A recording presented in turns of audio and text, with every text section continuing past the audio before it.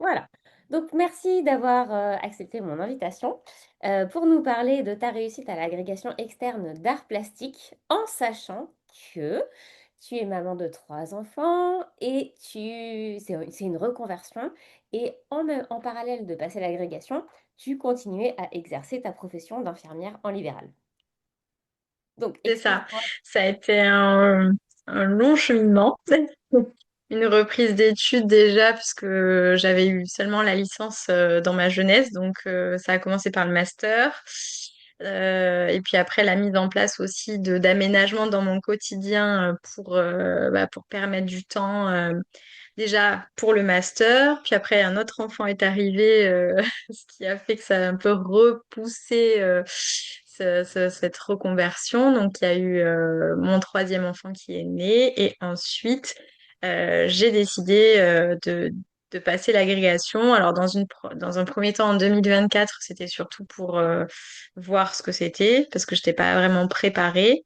Et ça, c'est un exercice, je trouve, essentiel de le passer une première fois pour vraiment se confronter à la réalité de l'exercice et des épreuves, surtout en art plastique. Enfin, l'agrégation d'art plastique, c'est 8 jours, les admissions.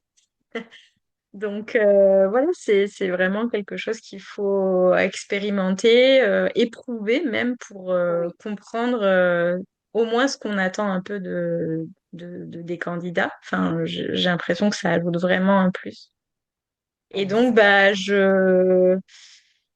cette première expérience en 2024, j'avais eu l'admissibilité un peu comme ça, pas par hasard, mais j'avais travaillé pas mal les écrits. J'avais pas du tout travaillé l'admission, pensant ne pas passer la première étape. mhm, Et donc, ça n'a pas suffi pour l'épreuve d'admission. Je l'ai raté de quelques points.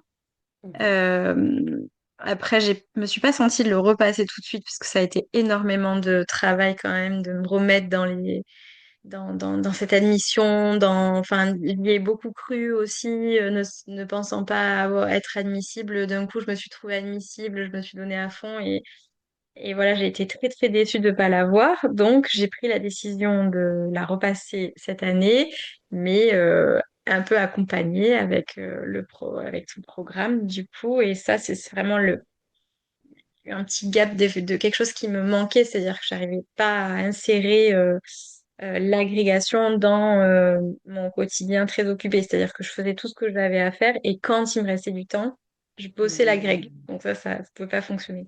Et alors, comment t'as renversé la vapeur? Comment t'as fait pour changer ça? C'est-à-dire, Ben, moi, clairement, c'était un problème d'organisation en fait, voilà, enfin, qui nécessitait une rigueur, en fait, dans la situation dans laquelle j'étais, c'est-à-dire mère de trois enfants, voilà, avec un boulot quasi temps plein, des week-ends, voilà. Donc, j'avais l'impression que ce que toi, tu proposais, c'était un petit peu ce qui me manquait à mon organisation et ça m'a vraiment aidé de mettre à plat tout ce dont nécessitait l'agrégation, d'une part l'admissibilité, etc., de voilà le plan, de tout mettre à plat, et ensuite de voir comment on peut faire rentrer ça dans le temps et même dans les petits temps, parce on a tendance à attendre, je crois, d'avoir beaucoup de temps devant soi, de faire des dissertations, en fait, oui, ça fonctionne pas, donc il c'est faut exactement ce optimiser. que tu me disais parce que j'ai repris les notes de notre première séance ensemble et dans ces notes, il y a marqué justement comment optimiser les 15 minutes, 20 minutes, 45 minutes et je t'avais proposé le système des bannettes. Est-ce que Ouais. tu l'as utilisé Oui, finalement? oui, oui. Oui, oui. Alors, raconte. J'avais un, syst- J'avais un système de bannettes chez moi, donc avec, je trouve que ça pour l'admissibilité, les petits articles à lire, les petites choses en fonction du Mhm. temps et aussi des disciplines. Donc j'avais ma bannette d'esthétique avec dedans une pochette 15 minutes, 30 minutes. Enfin, ça paraît un peu rigide quand on n'est pas habitué à cette organisation, euh, mais en fait c'est ultra efficace. On n'a plus à réfléchir. Bon, ça tu le dis et tu le redis, mais c'est tellement un bon conseil c'est pas du tout une perte de temps d'anticiper tout ça parce qu'après, schlac, schlac, schlac, on est beaucoup plus efficace. Et donc, j'avais des bannettes chez moi et j'avais des bannettes dans mon téléphone ou Ouais. dans des applications. Enfin, moi, c'était Task en fait, puisque j'utilise Google, mais j'avais des petits onglets avec des choses à lire ou des liens en fait vers des articles scientifiques. Donc, on sait à Pas peu mal ça. près. Donc toi, tu utilisais, donc tu avais tes bannettes physiques, c'est-à-dire donc une petite corbeille, enfin une bannette Oui, avec oui, bannettes, des 15 minutes, tiroir. l'activité 15 Ouais. minutes, où au fur et à mesure que tu tombais sur des choses que tu devais consulter ou lire ou faire, tu les classais dedans par thème. Après, tu avais une Oui. bannette, c'était quoi tes autres durées? 30 minutes et Ah, puis j'avais 1 heure? Non, j'avais des bannettes par discipline, donc esthétique, histoire de l'art. Et en histoire de l'art, on a deux périodes, donc pour chaque période d'histoire de l'art. Ouais. Et en fait, et même pour l'admission, j'avais déjà fait mes bannettes dès l'admissibilité. Mhm. Et en fait, dans les bannettes d'esthétique, j'avais une pochette 15 minutes, une pochette 30 minutes, et je choisissais le temps, voilà, selon. Mais seulement, moi, je suis un peu itinérante dans mon travail en libéral, et du coup, j'étais pas tout le temps chez moi quand j'avais du temps, par exemple, même des fois en attendant un rendez-vous médical, etc. Je trouve que c'est bien. Voilà, un patient qui vous pose un lapin, vous avez une demi-heure, ben, j'avais toujours de quoi lire sous la main dans mon téléphone. Donc Ok. Et je, donc, toi, tu as utilisé l'application Task de Google. oui, Task, donc je faisais les petits, c'est pas vraiment des onglets, c'est des petites post-it en fait dans Task. Ouais. On peut y mettre des couleurs, donc les couleurs esthétiques, c'était telle couleur, etc. Et dedans, j'y mettais, en fait, parfois je consacrais du temps à de la recherche de contenu de Ouais. révision. Et Ouais. donc, par exemple, ou même des profs dans les prépas nous envoyaient des articles à lire et je les mettais dans les post-it, en fait. Donc, Exactement. c'était un système pareil que ce que tu recommandais, des C'est bannettes, mais exactement ça. C'est exactement ça. voilà. Et ça serait génial. Tu les as gardés sur ton téléphone? Tu pourrais nous faire des captures d'écran? Non? Euh, je sais pas, il faudrait que je regarde. Là, j'ai pas mon téléphone à côté de moi, mais Tu regarderas et je les mettrai dans les notes de l'épisode parce que ça serait vraiment génial. Parce que je recommande très souvent ce système de bannettes, mais tout le monde ne l'applique pas, donc j'ai pas de photo de la en fait, banette en moi, j'ai action. vraiment compris que c'était un peu ce qui me manquait. Après, chacun, voilà, voit midi à sa porte. Mais moi, j'arrivais pas à optimiser les petits recoins. Et en fait, les petits recoins plus les petits recoins, ça fait du temps. Au final, c'est un peu comme quand on traduit ça en se disant, mais pétard, le temps que je scrolle sur mon téléphone, si on ajoute les petits scrolls, mais en fait, je me dis, mais en fait, j'arrête Instagram. Et à chaque fois que j'ai envie d'Instagram, je vais dans Task et je fais ce que j'aurais pu faire en scrollant. Ben en fait, c'est 2 heures dans la journée. C'est C'est énorme. voilà. C'est Bon, moi énorme. j'ai réussi à optimiser ce temps-là qui, je crois, était pas optimum au départ, mais ça m'a beaucoup aidé. Après, voilà, c'est en fonction de chacun. On est tous très différents, on fonctionne différemment. Moi, ça m'a beaucoup aidé. Et qu'est-ce que tu... Donc ça, c'était pour les petits recoins. J'aime bien tes expressions, je vais les garder. Et comment tu as fait pour... Tu as quand même fait des exercices en temps limité ou Oui. enfin, tu t'es entraîné beaucoup ou par rapport à la première année, et par rapport à ta vie de famille, tu arrivais à t'entraîner à quel rythme à peu près?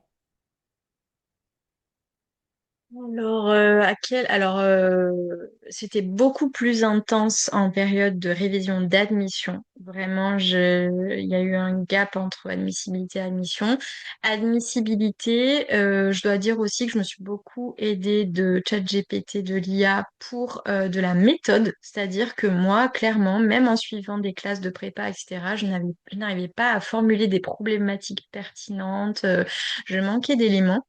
Et j'ai vraiment, mais bon, ça, les prochaines générations vont s'en saisir, mais j'ai vraiment optimisé l'outil en disant, mais moi, j'arrive pas à faire ça, donc il faut que tu m'aides à faire ça. Et je m'entraînais avec ChatGPT à faire des problématiques.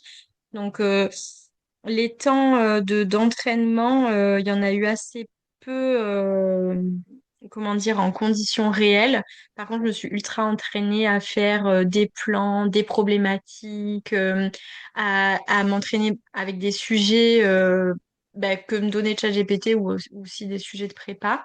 Et donc, je développais juste un plan détaillé, en fait. Rien que ça suffisait pour me sentir un peu entraînée, puisque c'était ça qui me mettait en difficulté. D'accord, tu avais identifié que c'était ça qui pêchait Aux oraux, du coup, ou aux écrits? Plutôt aux écrits? Aux écrits, oui, oui, pardon, pour les rédactions, c'était toujours brouillon, j'arrivais pas, enfin, en fait, je me suis heurtée à une première disserte en temps réel et ça allait pas du tout, je savais pas, j'ai beaucoup utilisé ta vidéo sur le brouillon, je trouve que c'est une pépite, voilà, ça, je l'ai fait directement, d'organiser mon brouillon en fonction avec voilà, une intro, le plan, le temps imparti. Je me suis tout de suite acheté un chronomètre. Achetez-vous un chronomètre. Parce que ça, dès la prépa, en fait, si on s'en sert, ben, aux épreuves, ça devient vraiment l'allié, voilà, quelque chose qui nous accompagne, dont on s'est familiarisé et quelque part qui nous booste un peu, qui nous challenge un peu aussi. Donc, quand on a apprivoisé ce chrono dès les préparatifs, Ouais, ben, on est à l'aise avec le chrono pendant les épreuves. C'est quand même déjà, ouais, enfin, le temps, il joue contre nous. Donc, si on l'apprivoise un peu pendant l'épreuve, c'est pas mal. c'est ça. Donc, voilà, les conseils, ce serait de pas vouloir avoir 6 heures devant soi pour faire une disserte, parce que bah, comme moi, c'était impossible.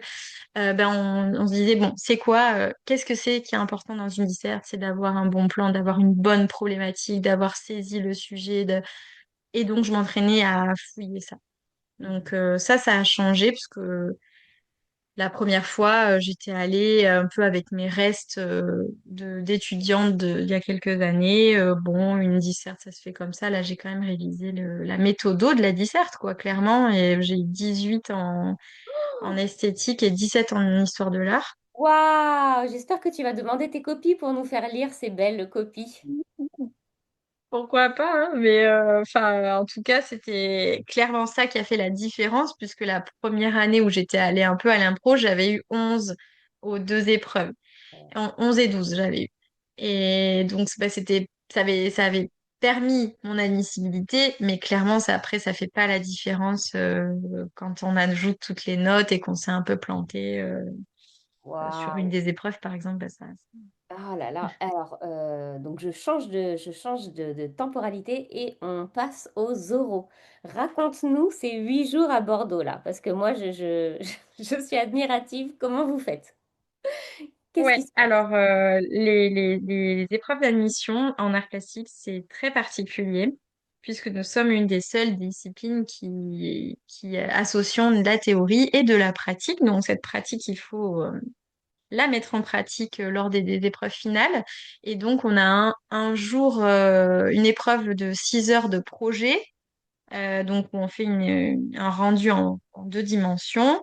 Ensuite, on a un jour d'achat où on est censé acheter le matériel qui permettra de mettre en œuvre notre projet.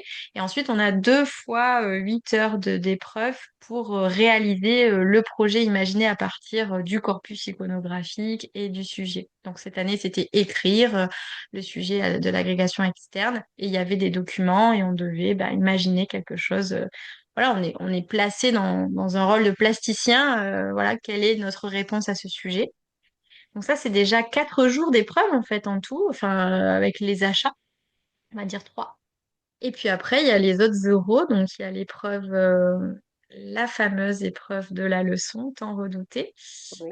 où il s'agit de présenter une séquence d'enseignement, je crois, comme un peu dans les d'autres disciplines. Ouais. Et on a une option, on doit choisir une option, parce qu'en tant que prof d'art plastique, on peut être amené à ouvrir des options en lycée de cinéma, de théâtre, enfin, de parler d'architecture, de photographie. Et donc moi, c'était le cinéma. Et donc là, c'est un peu l'épreuve du feu. On nous présente une séquence de film et on doit tout de suite faire une analyse d'image, une analyse de séquence sans préparation. Ça, c'est pareil, on se dit, ah, c'est l'option, on y va un peu comme ça parce qu'en général, on choisit une option qu'on aime bien, donc on se dit que ça va bien se passer. En fait, c'est une épreuve qu'il faut vachement préparer et que j'avais déjà préparée dès l'admissibilité avec Émilie qui était avec toi aussi, que j'ai rencontrée grâce à ta formation. Ouais. Et on s'est entraînées toutes les deux à cette option et ça a été vraiment un gros plus puisque là aussi j'ai eu 17 à l'épreuve. Waouh! C'est Donc incroyable. pas attendre les admissions pour s'entraîner sur cette épreuve parce que c'est une épreuve difficile. Voilà. Et ah, c'est super. Et donc, vous voyez en visio et vous choisissiez des sujets. Comment vous faisiez pour vous entraîner? On était sur Discord, sur ton Ah oui, fil. sur Teams. Ok. Voilà, on avait des espaces de travail où en fait on se projetait, on partageait notre écran, donc on se faisait visionner une épreuve que chacune on choisissait. Donc c'était bien, on se faisait découvrir des films, on se faisait découvrir des artistes et voilà, c'était super. Et ensuite on faisait vraiment dans les conditions, tout de suite on faisait une analyse et on faisait ça quasiment une fois par semaine. Waouh! Mais j'étais pas au Ouais. courant de tout ça. C'est Bon, bravo. Lily, c'était aussi son métier un peu, donc je pense qu'on avait envie que ça nous plaisait. Enfin, c'était un riche échange. On s'est rencontrés aussi, on est allé voir des expos ensemble à Paris. Enfin, il y a Waouh! aussi ça je trouve, dans la formation, de rencontrer des gens qui font les mêmes choses que soi, c'est riche. Et encore plus en art plastique parce que ben, on est peu nombreux, quoi. Donc Oui. c'est top. Mm. Ah, c'est super. Waouh. Bah justement, là, dans les vacances studieuses, j'ai une nouvelle élève en art plastique, mais elle est seule, mais je vais la rediriger vers Émilie. Elle a eu le CAPES, elle n'a pas eu la grecque, mais elle a eu le CAPES et elle a fini première du CAPES Première, elle me externe. l'a même Et pas dit. c'est pas rien. C'est pas rien parce que il y a beaucoup de candidats par contre au CAPES externe comparé à la grecque. Ah ouais, ok. Bon, ok. Bon, je vais aller la taquiner sur ça. Bah écoute, ouais, c'est incroyable hein, tout ce que tu nous partages et merci pour toutes ces astuces et pour bien rappeler qu'il faut s'entraîner dès le début. Alors c'est vrai que ça paraît loin et puis au début en fait on est peut-être un petit peu dépassé par déjà il faut préparer les écrits, donc comment est-ce que tu trouves le temps pour préparer les oraux. Mais toi tu savais direct qu'il fallait anticiper. Moi, le fait de l'avoir passé, je savais ce qui allait pêcher. Et Hmm. clairement, cette épreuve-là, particulièrement de cinéma, où il fallait tout de suite parler au jury, sortir une problématique, une analyse, ça m'avait mis en difficulté un peu. Et je savais sur quoi je pourrais un peu me raccrocher. Voilà. Donc, l'épreuve pratique, c'est une épreuve difficile. C'est pour ça que je recommande de s'inscrire dans une prépa extérieure, parce qu'en art plastique, on a besoin de se confronter à des avis. Voilà, aiguisé sur notre pratique, sur ce qu'on attend à l'agrégation de la pratique. C'est des épreuves très, très difficiles. Et moi, par exemple, cette année, à l'admissibilité, j'ai eu deux en pratique. Et je sais que celui qui a fini deuxième de l'agrégation, puisqu'il a posté une vidéo sur ça, c'est un artiste donc qui communique sur ça. Il a eu trois. Donc, il est pas major, mais il a eu des très mauvais. Donc, c'est un peu une épreuve. On a du mal un peu à saisir, même si moi, j'ai côtoyé des gens du jury, de jury précédents, de gens qui ont fait partie du jury pour cette épreuve. C'est un peu nébuleux. On a du mal à comprendre parfois ce qui pêche. Donc, bah, c'est bien de faire une prépa et ça, c'est essentiel, Et je toi, t'es pense. dans quelle prépa? Aix-Marseille Université, et j'avais pris le CNED pour les contenus de cours où je pouvais vraiment pas me rendre. Ouais, Bon, ça m'a pas spécialement aidé, mais voilà. ok. C'était plus par sécurité au cas où tu puisses pas. Ouais, D'accord. à refaire, je reprendrai pas, mais c'est toujours facile de dire après coup. Mais je voulais me donner vraiment toutes les chances d'eux, et il y avait des cours que voilà, je pensais pas pouvoir y assister, donc je me disais j'aurais au moins les contenus du CNED. Mhm. Bon, finalement, avec la bibliographie, une bonne méthodologie, on peut s'en sortir seul, je pense, mais il faut beaucoup de temps, beaucoup de rigueur. Ouais. Mais parfois, on se dit, et je voyais des fois dans tes réunions, tu sais, le Oui. samedi, on pense beaucoup au contenu des cours en se disant, il faut que fasse des fiches, des fiches, des fiches.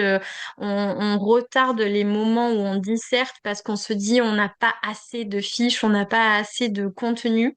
Oui. Mais en fait, je trouve que les fiches, ça compte autant que l'exercice de rédiger, tu vois, enfin, on repousse toujours le moment de se mettre au travail, de se confronter à des sujets parce qu'on pense qu'on n'a pas assez de connaissances, mais en fait, c'est faux. Enfin, quand on en est à l'agrégation, on a quand même un petit bagage.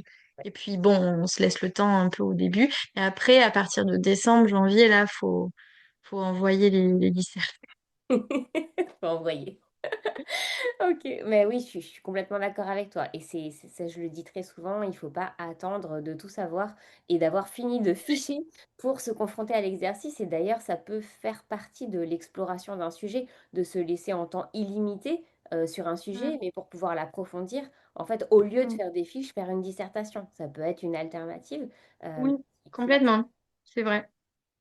Quitte prévoir. à faire de la disserte avec des documents, enfin, pour bosser le sujet, quoi. Ouais. Ouais, ça peut être une autre façon, un autre angle d'attaquer le sujet au lieu de le prendre par ordre. Moi, j'aime bien faire dans l'ordre parce que je suis très rigoureuse. Oui, J'aime pas oui, faire dans le oui. désordre. Mais ça peut Mm. être une autre façon de faire les choses, de prendre le problème à l'envers et de se dire, bah, je vais attaquer avec un angle et je vais creuser au fur et à mesure. Voilà, c'est Mm. juste qu'il faut savoir quand on fait des exercices de dissertation, il faut savoir quel est l'objectif? Donc il y a deux objectifs possibles. Il y en a un, ça peut être je tiens le temps et je me prouve à moi-même que je suis capable de rédiger en temps limité. Et le deuxième Mhm. objectif, c'est je découvre, j'explore le thème, l'œuvre, je vais en profondeur et dans ces cas-là, c'est en temps illimité.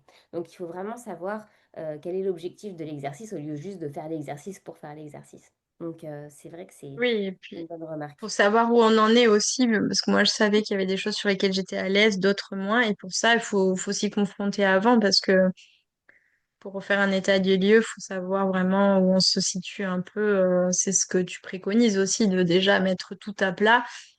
Ça, clairement, ça aide aussi de se dire ça, je vais devoir plus travailler ça que ça.